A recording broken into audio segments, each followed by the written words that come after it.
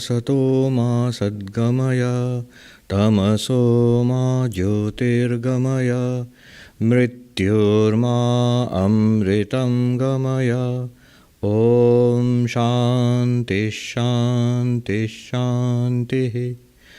Om, lead us from the unreal to the real, lead us from darkness unto light, lead us from death to immortality.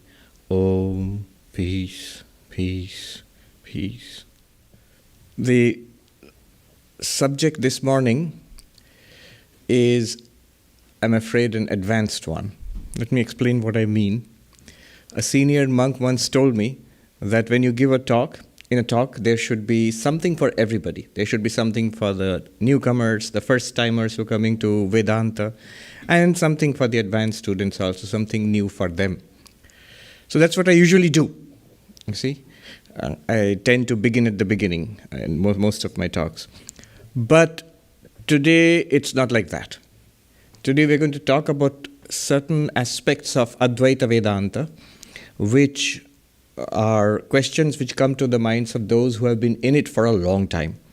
So these questions are dealt with in today's talk. It actually concerns one word in a mantra from the Brihadaranyaka Upanishad. The mantra which we have been deliberating upon for some time now. Very beautiful mantra which encapsulates, to my mind at least, the entire teaching of Vedanta.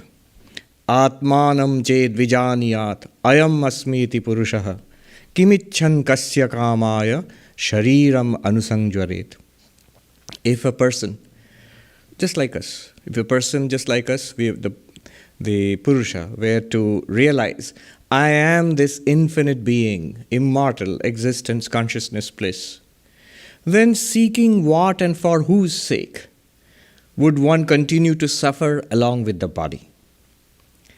So here you see, it starts with us, an individual being like us, coming to the realization of our true nature, which means we do not know our true nature yet. We are therefore not this individual being which we think we are. Vedanta reveals this to us, our true nature.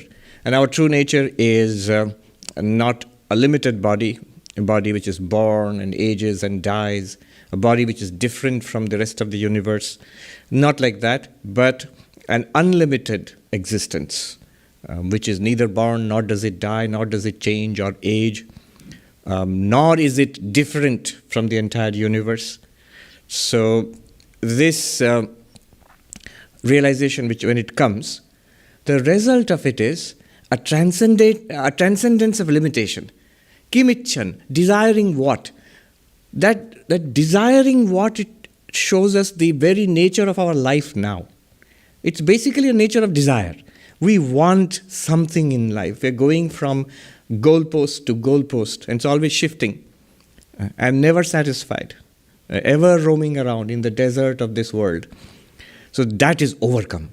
We no longer seek limited things because we have attained something that is unlimited. And for whose sake, it says, Kasya kamaya, for whose sake? That means the little being which we identified ourselves with. I am this person, and for the sake of this person, I want name and fame and success and happiness and pleasure and money and people, everything for this little being. No, I realize I am not this little being. I begin to get this clarity that I am already something much vaster than this little being. Therefore, why for this little thing should I keep on running around day and night? Let it take its own course. It will go on in its own course. As Swami Vivekananda says, let karma float it down. Heed no more than how body lives or goes. Its task is done. So it was the vessel which brought us to the shores of realization. Its task is done. Shariram anusangjaret. Why would you be... The wording is very nice. Why would you continue to be fevered along with the fever that is the body? It's a kind of fever. In Uttarakhand in the Himalayas, when a monk dies, the language they use is, Unka sharir shant ho gaya. His body has been quietened, is now at rest. His body there is a cessation in the body. So it was like a fever, and the fever is now gone. So the person in his or her real state now. The body is, why would you continue to be fevered along with the body? So this is the nature of realization. We come to an understanding through the processes of Vedanta. That's why I said this is for people who are already acquainted with Vedanta, and that's not a problem. I know just about everybody here, and I'm sure most people who are on the virtual audience, very few of them would be first-timers. Most of them have already heard this, so it will be very meaningful. Most people who have been in Vedanta know that by various processes of investigation into what? Into our current already available experience. That's the beauty of Vedanta. Vedanta talks about what is already here. Not something to be attained later, not some place you have to go to, not some kind of experience you have to await. What is already here, you take a look at it with the help of Vedanta, and then we realize I am not this, I'm not anything objective. Because it's an object to me, the subject. I am not the drishya, I am the drashta in the language of Vedanta. I am not what I took myself to be. This body, we investigate and we find this body has 5 layers, subtler and subtler and inward and inward. The physical layer, this one. Everybody has this physical layer. And then there is the life processes going on within, which is called the vital layer. And then even subtler and within. By within, I don't mean physically within. Physically within, you will find more physical layer only. Flesh and blood. I mean, in a subtler sense, life processes. Subtler than that is the thoughts and feelings which we all have. Nobody can capture it with an instrument, but we all know, internally we feel. We are thinking, we are remembering, we are understanding or trying to. And all of this is going on now. That is the mental layer.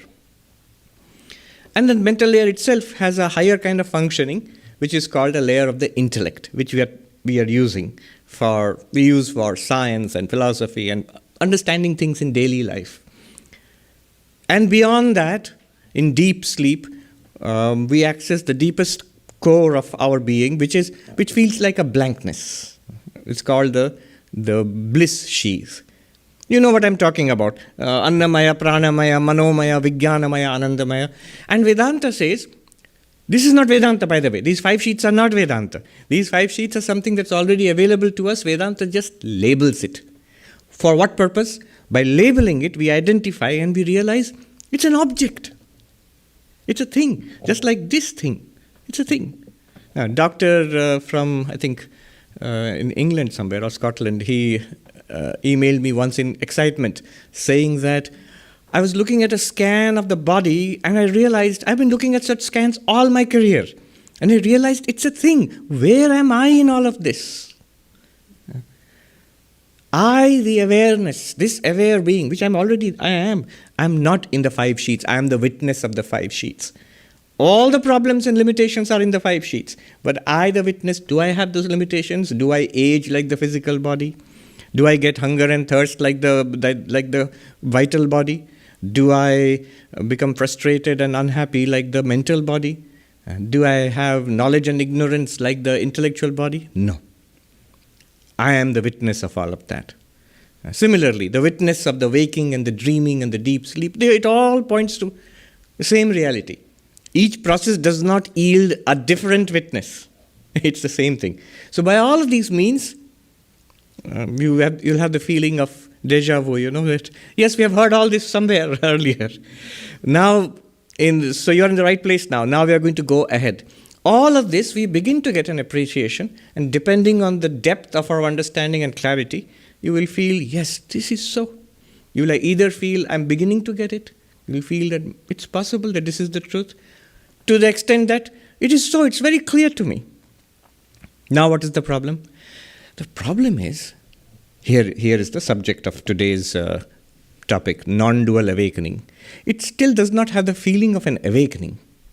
You feel, I've learned a particularly clever philosophy, a very subtle system of thought. I can't live it. I can't walk the talk. Life throws, what is the American phrase? Curved ball at you. And I can't deal with it. And it's happening every day. How do I convert this so much study and understanding into something into the currency of life, into day to day. How do I deal with my problems? How do I rise above it? So that is the subject today. This is non-dual awakening, vijaniyat, one word. And this word from the mantra in the Brihadaranyaka Upanishad, Vidyaranya Swami in his text Panchadashi, he writes about 37 verses, 40 verses approximately on this one word. And he deals with several of these advanced topics which a person already immersed in Vedanta comes across, these questions. How do I make this a living realization? How do I get that non-dual awakening? What is the nature of the problem here? Why am I facing this problem? What is the solution? Vedantic meditation, that's the solution. Nididhyasana. How is it different from the meditation that I already do? And what is the relation between the two of them?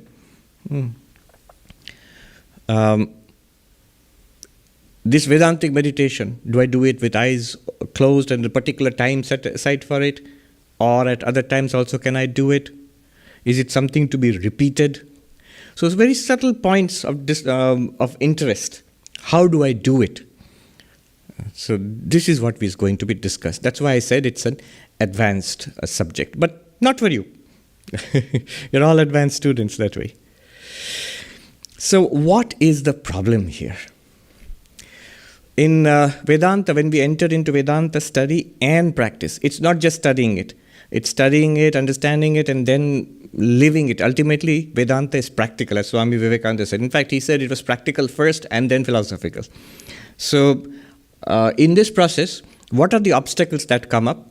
And Vidyaranya, very helpfully, he classifies those obstacles in the pursuit of Vedanta into three.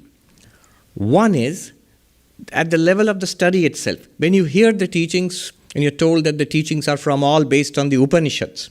So, these are texts. And the problem at the first level is a textual problem. That doesn't concern us today. I'm just putting it out there so that you identify what the different levels of problems are. First is the textual level problem, where when we actually really seriously study it and go to the original text, the Upanishads, and we see various things are said there. What does it all mean when you put it together? A particular sentence in the Upanishads, a text. So a particular text in the Upanishads, is it talking about the individual self or about the supreme self? Is it talking about something apart from this physical universe or a reality of this physical universe? Is it talking about, what is it recommending? Is it recommending ritual action, karma? Or is it recommending a kind of meditative exercise, upasana? Or is it recommending knowledge, jnana? These are big issues when you read the texts, because it seems to be saying all of these things.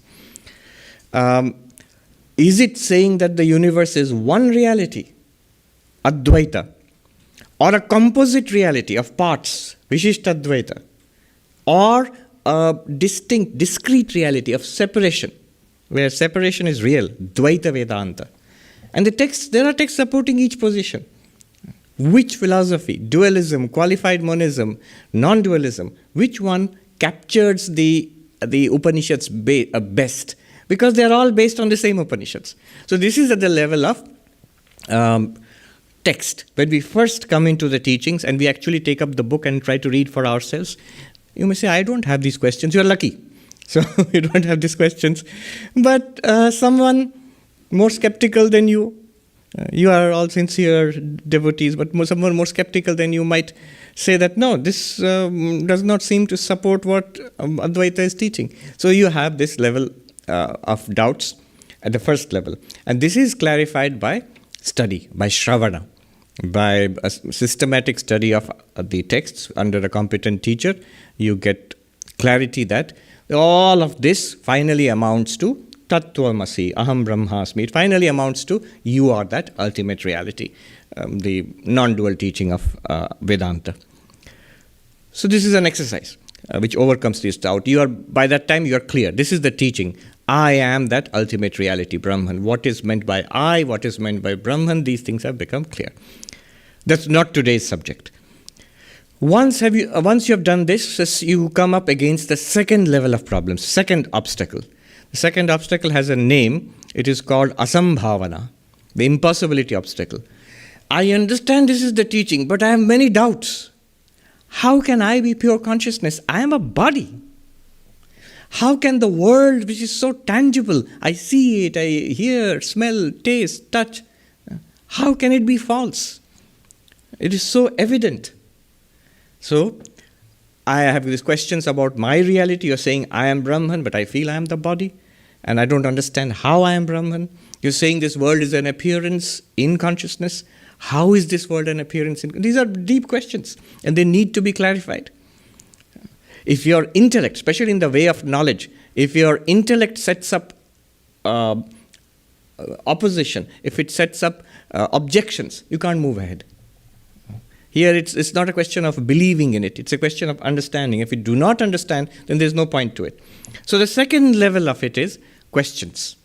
And you reason it out, either by yourself, by repeated study, by discussions, and the texts, they help us. Because these texts are full of these questions, many, many questions which we have never thought of, and some of them which we have already, it comes to us, our mind, while we are hearing this, questions keep coming up. Ask Swami, full of so many questions. Hundreds of questions come in from all over the world. So these questions have to be dealt with to get real clarity. Conviction comes at this stage, that every possible doubt is cleared, and as each question is solved or resolved, or even dissolved, to use Wittgensteinian phraseology, when the question is dissolved, we get more clarity. And this ends in conviction. Yes, this is not only possible, it is true, and I am that. This is the stage at which today's talk begins. Now comes the real problem, is that this problem also, the third one, which is the problem we'll try to solve in today's talk, or see how it can be solved. It is called Viparita Bhavana, contrary tendencies.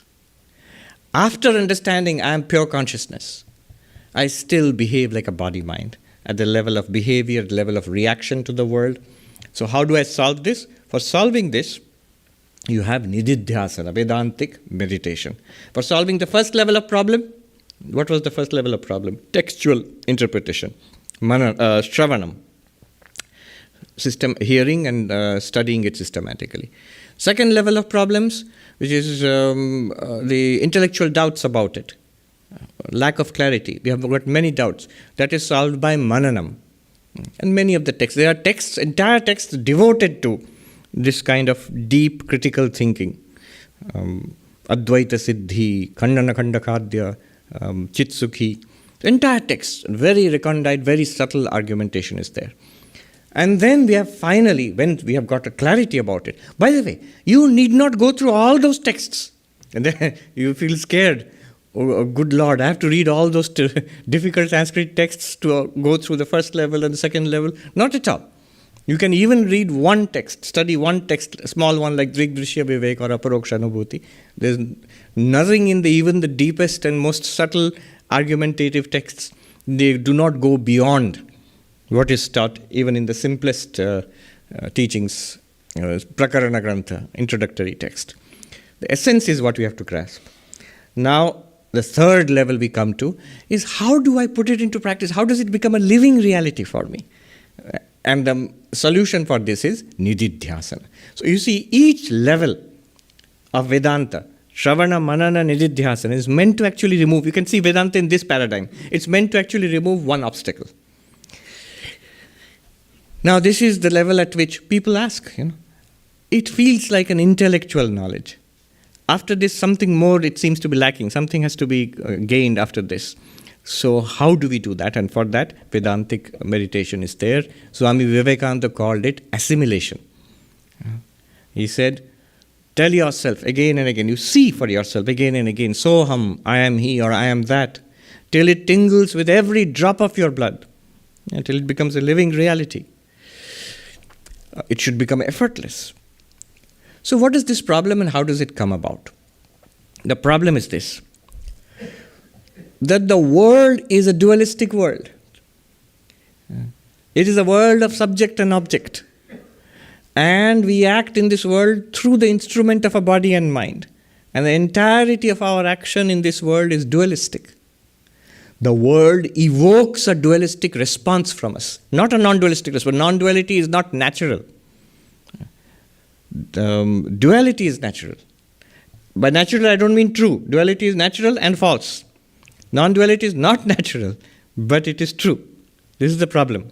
It has to be learned. You don't have to learn duality. I'm not talking about dualism, which is a philosophy, which you have to learn. But duality, just this way of subject-object dealing with the world, you don't have to learn it in a school. You don't have to go to, topic of duality awakening. Today the topic is non-dual awakening. You never give us a topic like dual awakening. Because we are already awake to that. We have been awake for lifetime after lifetime. It's natural for us. We are masters.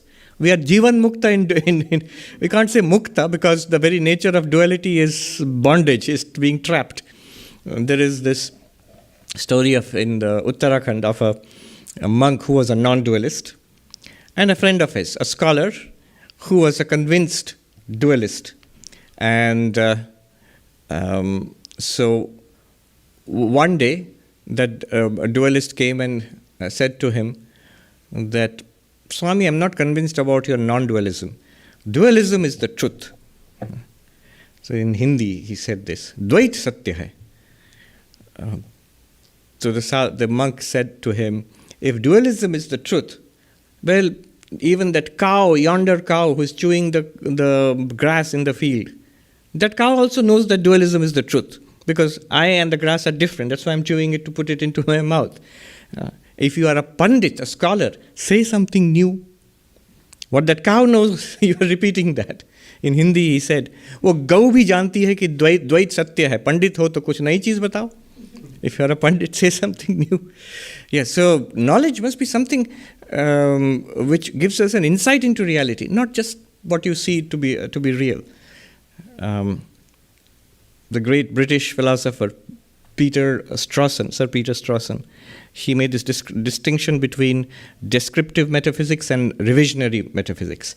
Descriptive metaphysics is you take what it appears to be true and then design your metaphysics around it. And revisionary metaphysics is you question what appears to you and try to give a better or deeper understanding. So what you are saying does not seem natural. The philosophy of the metaphysics you develop seems quite different from the way it is you're experiencing the world. And both kinds of metaphysics are there. So Advaita Vedanta would firmly fall in the category of revisionary metaphysics, not descriptive. But only apparently so.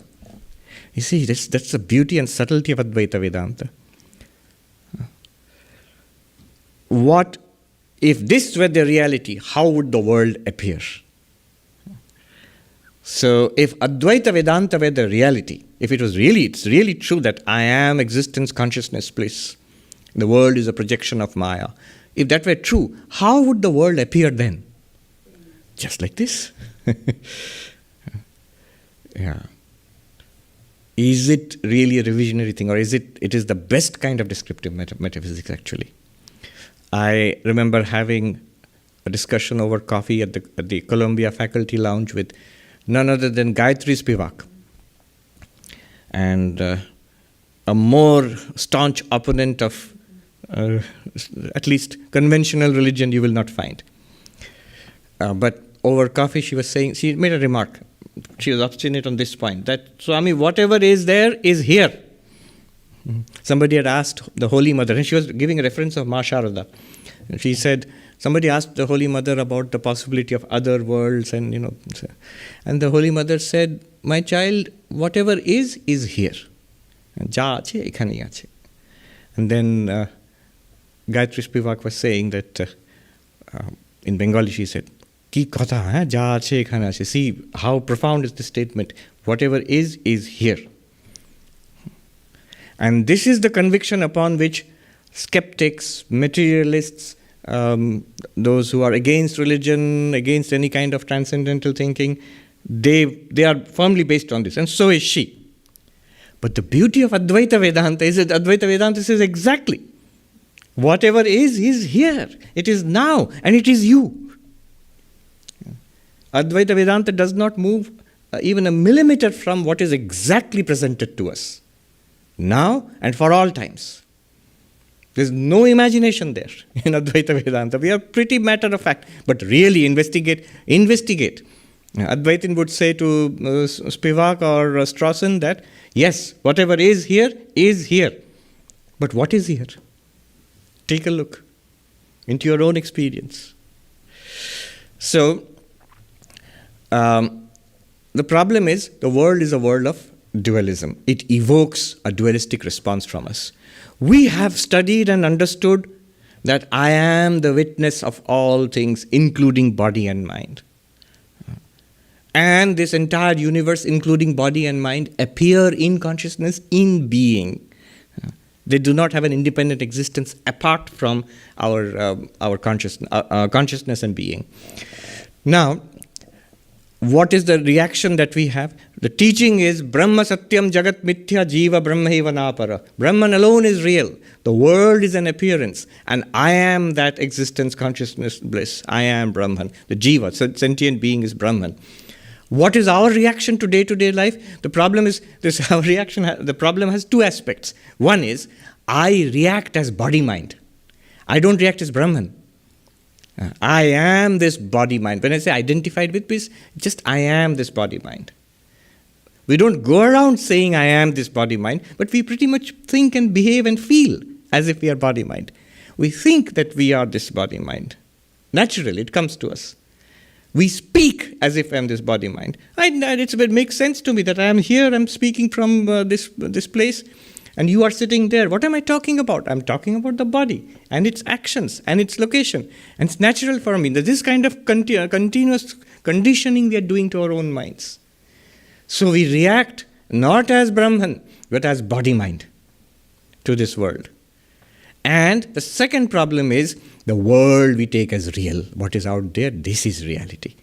Not Jagat Mithya, not that the world is an appearance. World is real. The people around us are real. This body is real. And the problems are very, very real. It's very difficult to dismiss it as an appearance, as a dream, as equivalent to a dream. So this is the problem.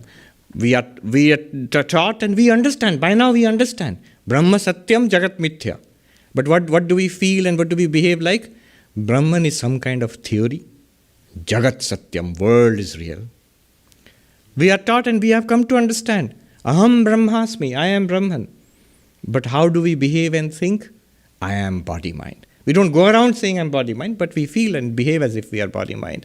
So the problem has these two aspects. You see, if you go a little deeper, you'll see immediately what happens.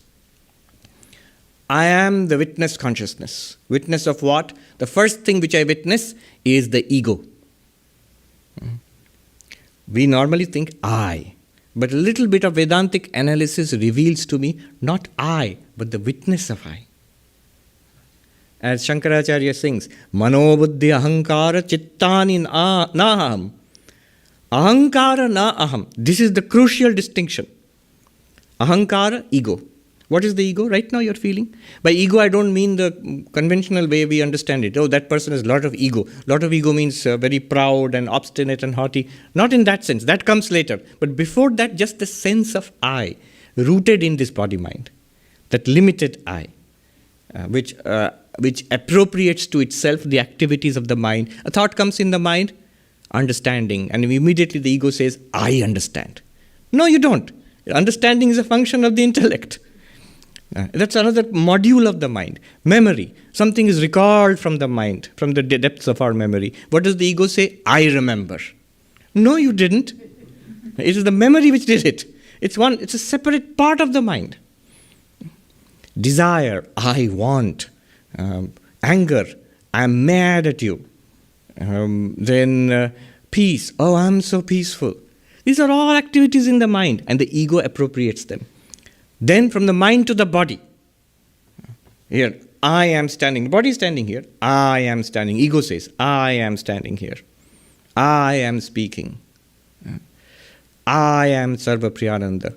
No, it's a cluster of physical and mental properties which the ego keeps on appropriating, and that's the definition of the ego in Vedanta. In Vedanta Sara, if you go, and see what is the definition of ahankara, ego. Abhimanatmika antakarana vritti ahankaraha. The appropriating function of the mind is called ego. It's just a function of the mind. It's not you. It's an activity of the mind. The ego is an activity. Ahankara, it literally means ego making.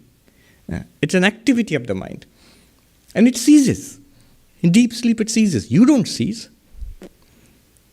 So, I am not the ego. I am the witness of the ego. Shankaracharya says, I am not the intellect, not the memory, not the intellect is there, the memory is there, ego is there, the mind itself is there. I am none of these. I am the witness of that. And they all operate. But what happens is, this gets occluded when we are not fully enlightened, when we are not Jivan Muktas, when we have not gone to that, when we are at the stage of I have understood but I can't live it, what's happening is very precise. Here's the beautiful, very elegant analysis of the problem. Then we'll see how to solve it. What's happening is, I, the witness consciousness, the real witness consciousness, that fact is occluded or hidden. And the ego which dances around, somehow we forget I am this witness consciousness and I think I am this dancing ego. The moment I am this dancing ego, everything around it, I become identified with it. Desire, anger, memory, this personality, this little creature. The moment I become identified with the mind is deeply connected with the body. I become identified with the body. I am this. And the moment I become identified with the body is firmly a part of the physical universe. The moment I become identified with the body, what happens? The physical universe out there becomes real for me. It's very difficult to consider that I am the body and then dismiss this as false. You can't. The whole dream is false. You can wake up from the dream. But in the dream, you are running in the African jungle and a lion is chasing you and you're terrified. Somebody tells you, oh, it's a dream. If you think, I am the person running and the rest of it around me is a dream, the jungle and the lion is a dream, it won't work. First of all, you have to awaken from that limited dream personality. Then the whole dream will disappear. You see what's happening here. Identification with ahankara, ego, immediate identification with the mind. Identification with the mind, immediate identification with the body. Identification means the feeling of I and mine. And really consequent reality of this waking universe. It falls into place as a solid reality which resists you. It is there. The philosopher Arindam Chakravarti gave an interesting interpretation of the word object. I am the subject and this world is an object for me. If I am this subject, this world becomes an object for me. What is object? It is that which objects to my consciousness. It blocks my consciousness and appears as things. You see, hear, smell, taste. All of these are blockages to the infinitude of my consciousness because it feels as other than my consciousness. What a beautiful interpretation. It objects to you. It objects to your infinitude. But the enlightened person is also aware of these objects. But for the enlightened person, these objects do not object to that enlightened person. They are part and manifestation of the reality which that enlightened person is. He knows it appears there, but it's not other than me. Like when you awaken from a dream, you remember everything, but you realize I and whatever I saw in the dream, all are me only.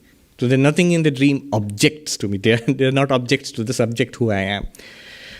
So these are the two aspects of the problem. I am this body-mind and the world is real. This is where Advaita Vedanta becomes theoretical.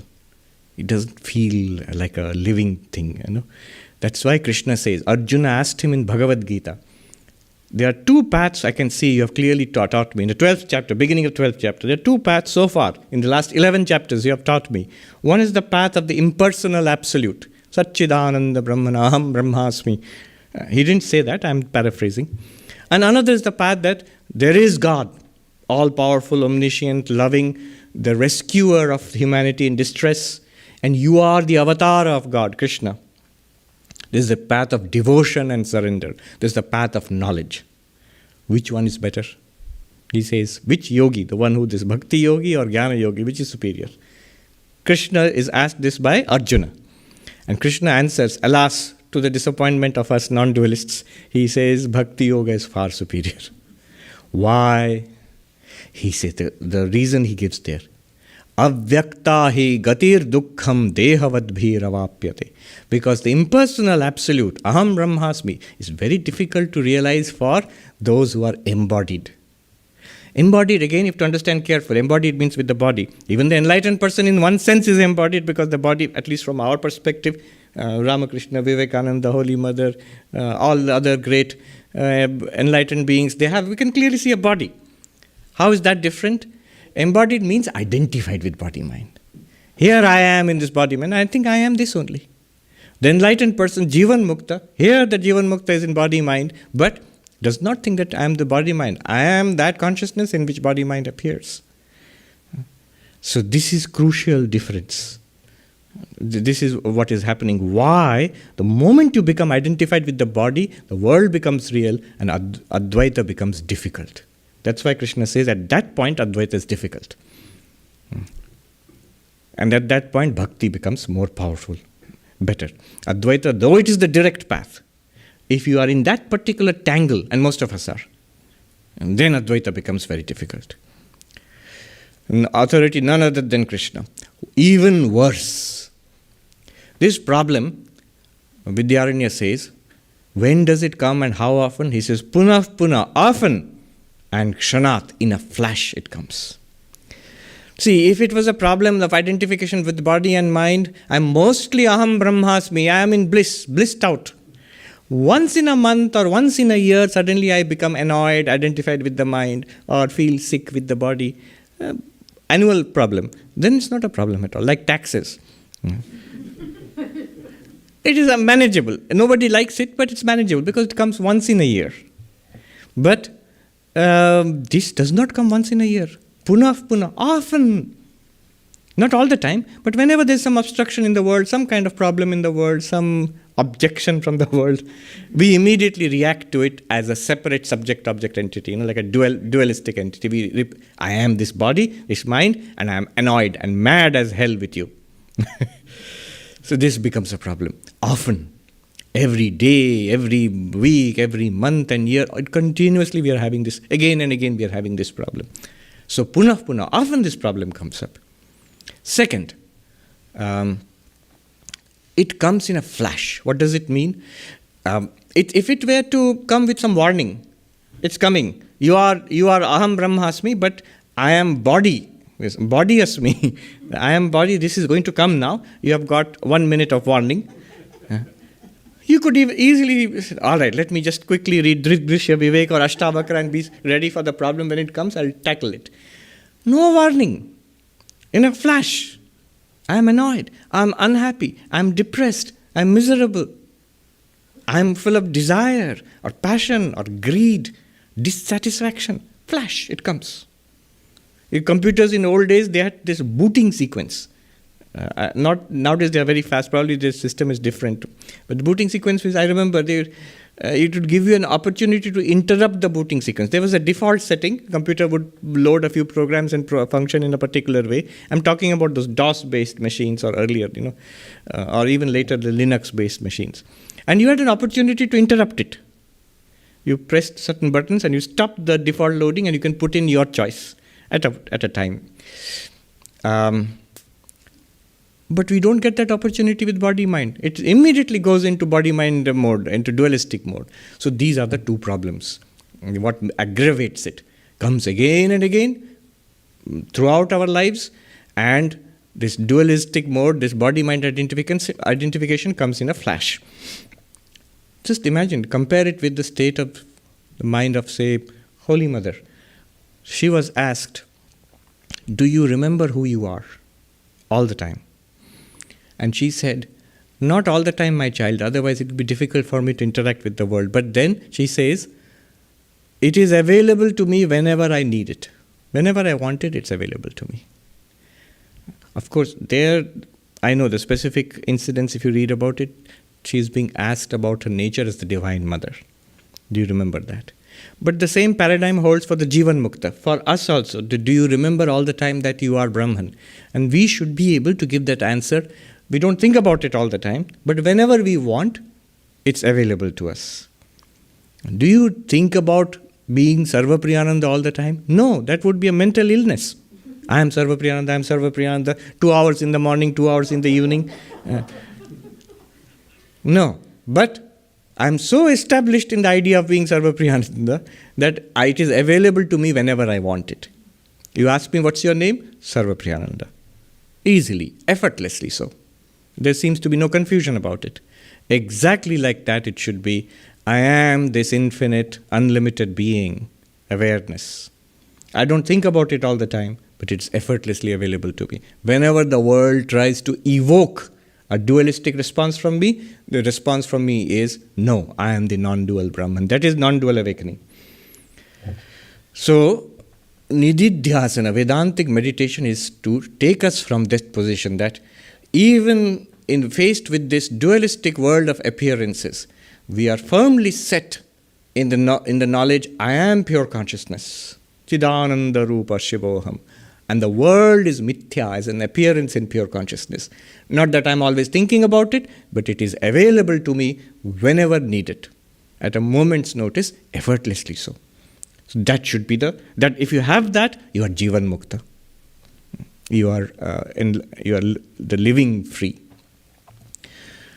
Now, the question is, Vedantic Nididhyasana, how do we do it? But before that, another question is, we are already, almost everybody here and many people in the virtual audience, we are already initiated. We already have a mantra, we already have a meditation technique. What is the relationship of that to your Vedantic meditation, which is going to come up? So the relation is that the meditation that we are doing in Vedanta, that is called Upasana. And that is preparatory, foundational, and very necessary for the success of Nididhyasana. Very necessary. Vidyaranya uses two terms, Kritopasti, Akritopasti. Kritopasti is a person who has worshipped, who has meditated upon Saguna Brahman, God, the God of religion, an avatar, Krishna, Ramakrishna, in some form and name, and you have meditated upon that. You have a mantra, you have an Ishtadevata, Ishta mantra, Ishtadevata, and you have gone through these meditative exercises for a long time, seriously, up to the level of the Savikalpa Samadhi, that actually having a vision of your Ishtadevata. This is the whole course of mantra meditation, Ishtadevata meditation, this Upasana. This person who has done this is called Kritopasti. And Vidyaranya says, for the Kritopasti, non-dual awakening is in the palm of his hand. It's as easy as that. The next step. And all these things would be theoretical for us if it were not for the example of Sri Ramakrishna, who just demonstrated all of this to the maximum extent possible. Totapuri comes and sees Sri Ramakrishna sitting on the bank of the temple on the Ganga, and sees that this person is fit for non-dual realization. Why? He's Kritopasti. He has done the upasana, the worship of God, to the highest extent possible, that he has the continuous vision or vision of the Divine Mother available to him. He feels the presence of God all the time. He's immersed in God consciousness. In a dualistic mode, theistic mode, I am the devotee and I am the child and she is the mother. In that way, she is aware of the presence of God. This mind is uniquely fit for non-dual realization. And then we know the whole story of how he teaches Vedanta to Sri Ramakrishna and takes just a little bit of effort. And Sri Ramakrishna is absorbed in Asampragyata Samadhi, Nirvikalpa Samadhi after that. Totapuri is amazed. What took me 40 years of effort? This man, he is going into it in 3 days. He has attained all of that. So Vidyaranya says, Kritopasti. For that person, one who has seriously done this mantra and Ishtadevata meditation, and there are some other meditations also prescribed in the Vedas. You don't have to do all of them. The mantra and Ishtadevata meditation itself is very powerful and sufficient. For them, non-dualism is very easy. The next level of Vedantic meditation is very easy. One little side note here, if you look at the great master, the life of Sri Ramakrishna, written by Swami Sarvapriyananda, there is an essay. It's a chapter, but I'll call it an independent essay on spiritual practice. So what happens when you get a mantra, when you get a Ishtadevata and you practice this, then how you get the living, the experience of the living presence of the Ishtadevata in your heart, then it becomes Savikalpa Samadhi, the vision of the Ishtadevata. But then he goes on to say, it goes further. From Saguna Brahman to the Nirguna, from Saguna Dhyana to Nirguna Dhyana, to the meditation on the Absolute. The same process continues. So this is like like an appendix that Ishtadevata meditation itself can take you to the realms of non-duality. Now Vidyaranya makes a further observation. He says there is this other category of seekers called Akritopasti, who may have been initiated, may have done meditation, but far from achieving any kind of depth and seriousness and steadiness in meditation, or they have not done the devotional meditation at all. For them, what is to be done? Such people, and he's writing 600 years ago. Nowadays, in modern times, there are many such people. I think he would be aghast if he saw what is the condition today. He says, for such people, Vedantic meditation is essential. Nididhyasana, they have to do a long period of Nididhyasana. It will be a struggle. For those who are Kritopasti, not a struggle, pretty easy. For those who are Akritopasti, of which there are many, I think you would put all of us in the same bucket. He says, you have to work at it. Work at what? Vedantic meditation. Then only what you're looking for, the Jivan Mukti, the effortless awareness, Aham Brahmasmi, the effortless, that the world is an appearance in me, that will come. It will come, he says. It's possible in this lifetime itself. But you must stay with it. Here I remember a very great teacher, one of the few teachers I feel who are enlightened in this life. In Haridwar I met him. So there was this discussion going on. A devotee said, a householder devotee, he had a kidney transplant. So he was talking about it to the Swami. And the Swami didn't know much about modern medical technology. So he was asking the devotee, how are you? And the devotee said, Swami, I'm good. This transplant has been done, but I have got many restrictions now. Medicines and diet. The Swami was curious. Why? The kidney is already transplanted. Now why do you have any more restrictions and diet? The devotee explained that the doctor told me, if I do not take these medicines, if I do not follow the diet carefully, what will happen is, it's a new organ. It will not be accepted by the body as part of the body. One. Second, if it's not accepted, I will not get the benefits of the new organ. It will not start functioning properly.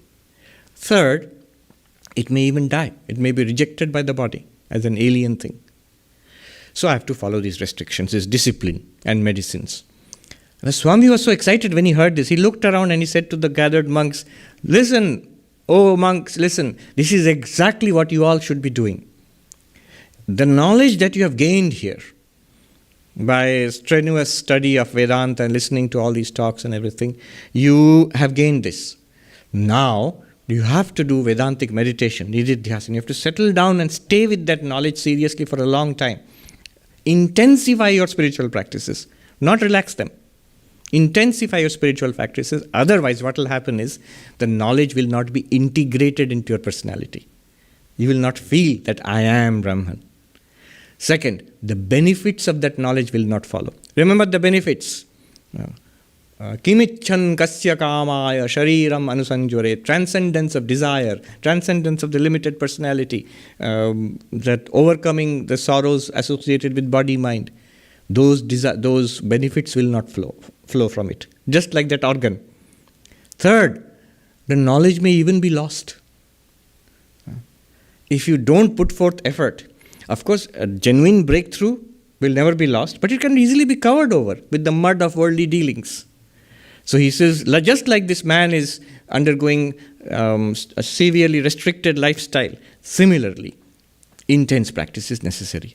For Akrita Upasti, Vedantic meditation, do Vedantic meditation, but do it intensely. It will take time. Be ready for that. And it's not much, it's powerful. Sri Ramakrishna says it's like you have got a mountain of cotton. How long will it take to burn if you put a burning matchstick into it? It will go up in flames immediately. You have a dark room which is in darkness for 1,000 years.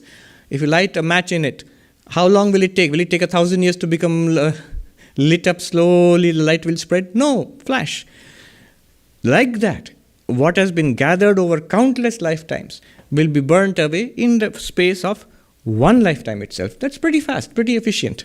You don't have to do conditioning for the next 20 lifetimes to become Jivan Mukta. No, in this lifetime itself. All right, moving ahead. What kind of Vedantic meditation? So there are two ways of doing Vedantic meditation. I will just broadly delineate what is mentioned, and I'll give a little example of what is meant by Vedantic meditation. So, two kinds. One is, you may call it with eyes closed, another one you can call with eyes open. With eyes closed, here it is very familiar to us. It is the entire technology of Patanjali Yoga, which is imported bodily from the Yoga Sutras and put in Vedanta texts. In Vedanta Sara, you will find Yama, Niyama, Asana, Pranayama, Pratyahara, Dharana, Dhyana, Samadhi, the initial moral disciplines, and how to sit, and how to breathe, and how to withdraw from the world, how to focus, and how to become absorbed in meditation. The 8 limbs of yoga are very familiar to anybody who has read Patanjali Yoga Sutras. You'll feel, am I reading yoga or Vedanta? It is Vedanta. But the technology of yoga has been imported. For what purpose? Not for the purpose in which it is there in Yoga Sutras. No, the purpose here is to stay with it.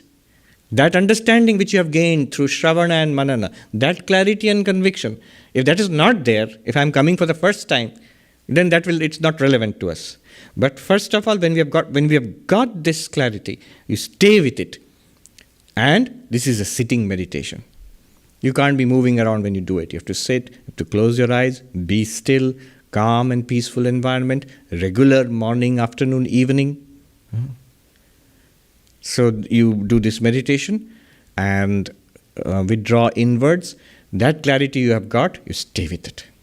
The mind will keep distracting you. You turn away again and again and stay with that Aham Brahmasmi for some time, morning, afternoon, evening. So this is one kind. And you find it in a number of Vedantic texts.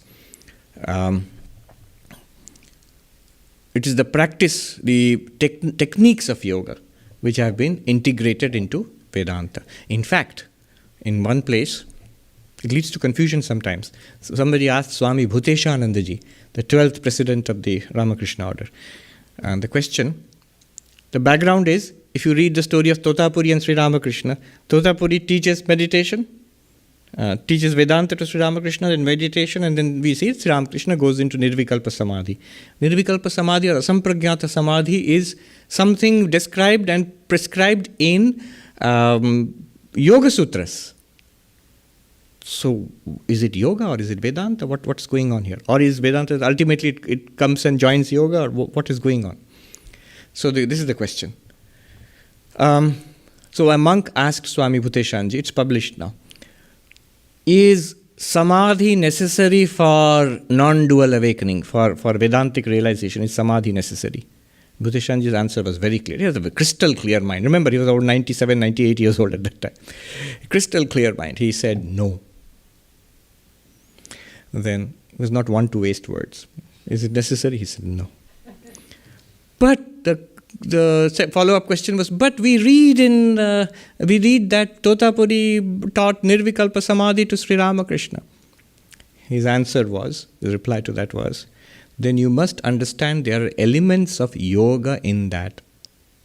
In that teaching, there were elements of yoga in that.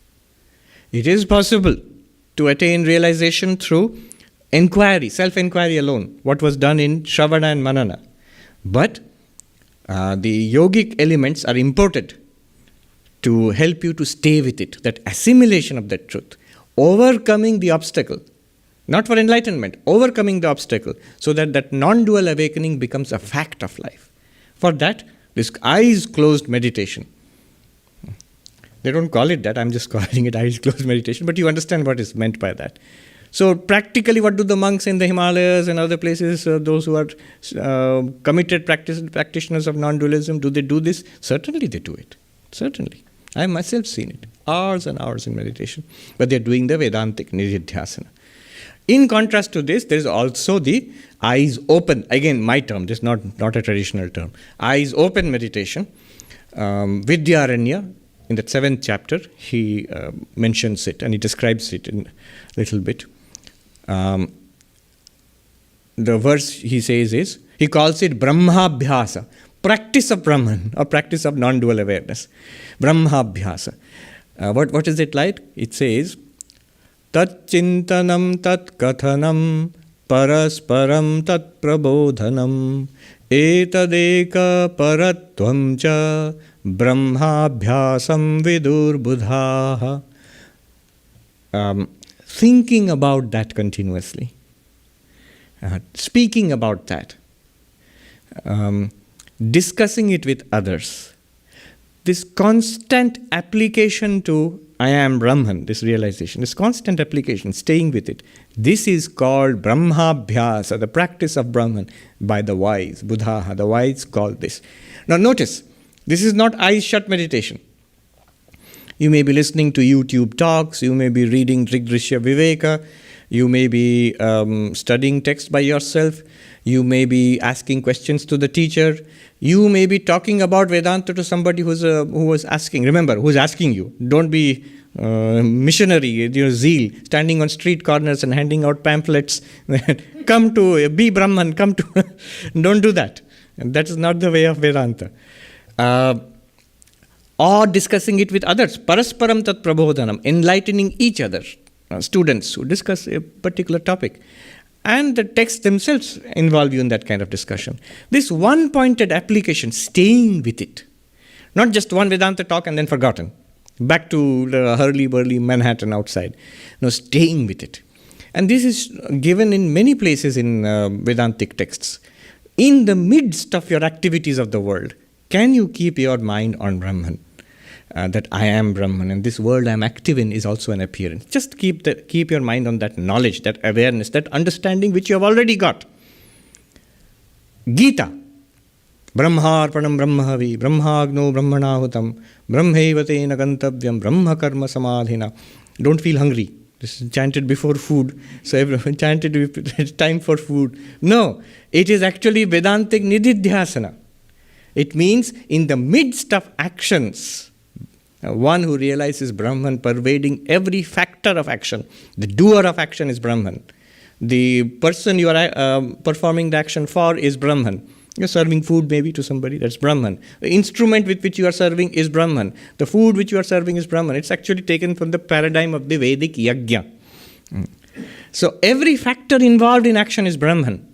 Though it has different names and functions and form, name, form and function, nama, rupa, vyavahara, projected by Maya makes all this possible. But the underlying reality, the material, the substance of it all, let us say, all carefully used words, that is Brahman. And to keep your mind on that, it is as easy as looking at all the pottery in a pottery barn and saying all of it is clay, you notice it. Looking at the waves in the ocean, you notice the waves. You enjoy the waves, the beauty and the dynamism of the waves, but you know at the same time, every bit of it is water. It's effortlessly, both are available to you, effortlessly. This samsara of name, form and function is available to you. Body, mind, job, people, family, everything is available to you. All is one Brahman. Names and forms are fleeting shadows, coming and going. This should be equally available to us all the time. Staying with it is called Brahma Karma Samadhi. Krishna teaches Arjuna, where in the worst, terrible, most terrible circumstance, warfare. In the midst of that, can you be aware of the presence of the divine? So, this is called with eyes open. Meditation with eyes open. Which one should I do? Both. Both. With eyes closed, it's a little difficult. It takes practice, but we must do it. And also with eyes open, during our waking hours, keep your mind on this in the midst of it. How is it possible, especially in the midst of all our activities? Sri Ramakrishna gives beautiful examples. It's actually possible. It takes a little bit of practice at first, then it's possible. And then it can actually become effortless. Even the Vedantic meditation becomes effortless. How so? Sri Ramakrishna, he says, do you not see how the village women he had seen in the northern part of India, women going to get water from the well. So they go in a group and they carry these pots, sometimes on their waist, sometimes on their head, pots of different sizes, big and medium and small. Not only that, they fill it up with water and they're heavy and they put one above the other and they carry it back carefully, ever so carefully, because if one tumbles, it'll all come crashing down. And not only do they carry it back, while they're carrying it back, they're laughing and gossiping and talking with each other. He says exactly like that. You can learn to keep your mind on I am Brahman. You can do the same thing for devotional practice also. You can keep your mind on the mantra. But here in our particular case of Vedantic meditation, if you apply that example, this awareness, this truth which you are already understood, you have studied it and you're clear about it, try to keep it here in the midst of it, even while the body and the mind are appearing, even while people are appearing, even while activities are going on. Try to keep a mind on that. Notice, for the women who are walking back, many activities are going. They're walking on an uneven road maybe, they're talking to each other, remembering things, laughing, responding to questions, and keeping this steady. But that and keeping this steady, that's the first priority. So if it becomes slightly wobbly, everything else will stop, but that will go there. It's not that they'll enjoy a joke and let it come tumbling and down and crash, no. So that thing which they have made effortless, equally, we can make it effortless. I am Brahman. Like the Holy Mother said, I don't remember it all the time, but whenever I want, it's there. It should be like that for us. When do we want it? A pain comes, physical pain. Somebody behaves badly with us. A little disappointment comes. Something that creates anxiety temporarily comes for us. Use it. That's a call. That's a call to us. That's the universe helping us in Vedantic meditation. You may think it's an obstruction. No. It's a challenge which evokes a response. All right, now here it is. I'm going to feel anxious. I'm going to feel unhappy. I'm going to feel uneasy. No, I won't. I am an immortal being. I'm existence, consciousness, bliss. I was there before this little circumstance came up. I am there. Because I am there, this circumstance is like dancing like a devil in front of me. Without me, it wouldn't exist. And I am that reality into which this little ghost will vanish. I'll still be the same. Let's see if it's true or not. It will be true. Things may improve a little, things may decline a little. Doesn't matter. I am that infinite ocean in which waves arise and disappear, and the ocean is unaffected. Let the waves arise, I am not increased thereby. Let the waves subside, I am not diminished thereby. I, the ocean. I am that infinite existence in which let birth come, I am not increased thereby. Let old age and disease and death come, I am not diminished thereby. So this, stay with it. This is called eyes open. Use it in the midst of life. Another example he gives is the balance. In a shop, you see a balance. In village shops, for example, or in like little general stores. If you want something, the man will put what you have selected, they have put it on one pan of the balance, other pan he'll put weights until they are balanced, equally balanced. He says, just like that, watch the mind, watch your reactions to the world. If the world side goes down and the other pan comes away from God or from your real nature as Brahman, then you have to put more weight on that side so that it comes down on the side. He doesn't even want it to be imbalanced. He wants it to be down on the side of Aham Brahmasmi, or on the side of keeping my mind on God. We'll immediately realize the moment negativity, problems come in the world, our reactions, problems are there, it means the balance is towards the world. The pan has come down towards the world. Immediately put weight on this side so that this goes down. The mind must come away from the world and come down on the side of God. It must come away from the falsity and come down on the side of reality. What is reality? I am this non-dual Brahman. How do you do it? So many techniques are there. Here is one. You need to relax a little for this. Tell yourself, whatever I see, hear, smell, taste, touch, everything around me, meaningless. Drop it. It's nothing to me. All, including all the people, friends, relatives, meaningless, no matter how cruel that might sound. Only for a few minutes we are doing it, so don't worry. Even enemies, we don't want to let go of enemies. Drop it. Meaningless. Then go inside. Thoughts, feelings, emotions, ideas, memories, meaningless. Drop. In that calmness, that space of quiet, as thoughts arise, and believe me, they will. Thoughts will arise, perceptions will arise, feelings will arise. Become aware that they are arising in me, the witness consciousness. Don't ask me what's the witness consciousness. You have to go back to Shravana then. Drigdrishya Viveka, first class. So, they're arising, that's obviously arising in me, the witness. Each thought, don't be interested in the thought.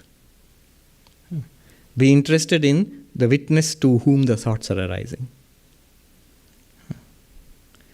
Thoughts are many. Thoughts are changing. Thoughts are infinitesimal. They're passing in seconds. That witness is the one. It is the unchanging. It is not passing. Things pass in its light. Use everything that comes and goes, those flitting feelings, emotions, ideas, desires, memories. Use them all to become aware of yourself as awareness. Stay with it. I am the awareness, I am not the thoughts. I am the awareness, I am not the body or its aches and pains. As the body becomes like an appearance in your awareness, easily the world also will become an appearance in your awareness. In you, the awareness, not your awareness, but you are the awareness. Stay with it for some time. Here, you are not supposed to try to hold on to one thought. Let thoughts come. Be relaxed about it. And use every thought, every perception, every memory, every desire as an occasion to become aware of yourself as awareness. You see what I mean? Try it. You will see this is one method. Just one method. There are many such methods. 6 methods are given in Drigdrishya Viveka. 15 methods are given in Aparoksha Anubhuti. And across the Vedantic texts, various kinds of methods are prescribed. You need not worry too much about the method. Which brings us to the final matter in today's discussion. Vidyaranya discusses this. Sometimes people ask, this is a question people ask, so am I supposed to repeat Aham Brahmasmi? So we are accustomed to repeating mantras. Om Namah Shivaya. What do you do with it? Repeat it. How many times? 1,000 times morning, 1,000 times evening. How long? Till life lasts. Go on repeating. Now, are we supposed to repeat it? And if so, how are we going to repeat it? What are the rules? And how long should we repeat it? The answer is no, no, no. You're not supposed to repeat it. You are not there are no rules prescribed for it, and there's no how long about it. Why not? What is the difference between repeating a mantra and something like Aham Brahmasmi? Aham Brahmasmi is to be known, not to be repeated. Swami Atmapriyanji, you have seen him here. So many decades ago, several decades ago, when he became a monk, the day he was initiated into monasticism. So Swami Gambhiranandaji, the 11th president of our order, he gave the vows of monasticism to Swami Atmapriyananda, when he became Swami Atmapriyananda, and other monks. So he told us this story, this anecdote about it. He and the newly minted monks, they went to Swami Gambhirananda and said, we have a question. You have given us the Mahavakya, and that you are Brahman, Aham Brahmasmi. So, how many times should we repeat it? How many times? So, you've given us a mantra. You have to repeat the mantra, isn't it? It makes sense. And Swami Gambhirananda, again, a man of very few words. The name itself is Gambhira means serious. Ananda bliss, one whose bliss is in seriousness. So, he's a man of very few words, a very strict person. He's sitting with his eyes closed. Yeah, Atmapriyanji gives very vivid descriptions. He's sitting with his eyes closed. How many times should we repeat Aham Brahmasmi? He said, it is for realization, not for repetition. Any other question? No? You may go. Don't go away. What does he mean? It is for not for repetition, for realization. So this goes back to the Vedic context, the Karma Kanda context. There are certain rituals and texts and meditations which are meant for repetition. The idea was, if you repeat this, a certain amount of punya, they had a technical term for it, adrishta, punya, it will be generated. And on the merit of that, you will attain to heaven after death. So this is called adrishta phalam. Adrishta phalam means the result of this practice is not something that you will get in this lifetime. You're storing it up for post-mortem experience. So you will experience it, but only after death. And then how much are we supposed to do how many repetitions? Throughout the lifetime. You keep on doing it, and the result of it will be, you'll get it after death. Attainment of heaven or some such thing. The Vedic commandment is Swarga Kama Yajeta, Swarga Kama Agnihotram Juhuyat. Perform the Agnihotra Yajna, the sacrifice called Agnihotra, fire sacrifice, those who desire heaven. How long? Throughout your life. And how do you have to do it? Precise rules are there. As against this, you have to do it throughout your life, precise rules are there, and the result is after death. You don't see the result in this life. Because it's not a result to be attained in this life, you have to follow a set of rules and you have to keep on doing it. There's no question of till when and how many times. But contrast this with something like drishta phalam, which gives you results right now. You are hungry. What do? Eat. Now, do you ask, how much should I eat? How should I eat? Not really. I am hungry. So how much should I eat? Till I am not hungry anymore. How should I eat? Whichever way you like. Because the point is to overcome hunger. And overcoming hunger is something you will experience right now, in this life itself. Till you experience it, you eat. And whichever way you like, you should eat that way. Till the result is obtained, because the result will be obtained now, in this life. Now, this Brahma Jnana, this Jivan Mukti, freedom from suffering and attainment of one's real nature, realization of one's real nature. Is it drishta phalam or adrishta phalam? Is it something unseen and waited for after death? Or is it something to be experienced now, here? Now, here, just like eating and satisfying your hunger. It is like that. Since it is like that, how long should I study Vedanta? Till you see the result. How long should I do Vedantic Nididhyasana? Till you feel you have all your problems are solved. You are effortlessly established as Aham Brahmasmi. It's your problem. You have solved it to your satisfaction. Fine. So there is no commandment. It's not something meant to be repeated again and again. It's a knowledge which you have already got, the clarity. You have to stay with it till it is stabilized to your satisfaction. You see the difference between Vedic rituals or any kind of puja and this Vedantic non-dual awakening. You stay with it till you feel that it is natural to me. I pray to Sri Ramakrishna, the Holy Mother, Swami Vivekananda. May they bless us by their blessings. May this realization blossom in our hearts in this very life itself, and may our lives be blessed. Om Shanti Shanti Shanti Hari Om Tat Sat Shri Ramakrishna Arpanamastu. Please be safe, everybody here and those in the worldwide audience. Take care.